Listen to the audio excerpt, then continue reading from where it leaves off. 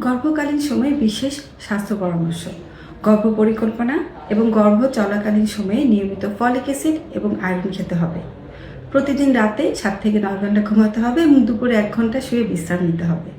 নিয়মিত হেলথ চেকআপে যেতে হবে। পুষ্টিকর খাবার খেতে হবে। গর্ভকালীন সময়ে যে 5টি বিপদ সংকেত আছে সেটা জানতে হবে এবং সেই সাথে সেই পরিবারের সদস্যদেরকেও জানতে হবে। যে কোনো একটি বিপদ সংকেত দেখা দিলে গর্ভবতী মাকে সাথে সাথে স্বাস্থ্যকেন্দ্রে নিয়ে আসতে হবে। কাজের জায়গায় বেশিক্ষণ দাঁড়িয়ে থাকা অথবা ভারী জিনিস তোলা থেকে বিরত থাকতে হবে। ধূমপান এবং মদ্যপান থেকে দূরে থাকতে হবে। ক্যাফেনের পরিমাণ কমাতে হবে। প্রতিদিন 2 থেকে 3 কাপ চা অথবা কফির বেশি না খাওয়াই ভালো। গর্ভকালীন সময়ে সঠিকভাবে ওজন বাড়ছে কিনা অথবা অতিরিক্ত ওজন বাড়ছে কিনা সেটিও খেয়াল রাখতে হবে। দুশ্চিন্তামুক্ত থাকতে হবে।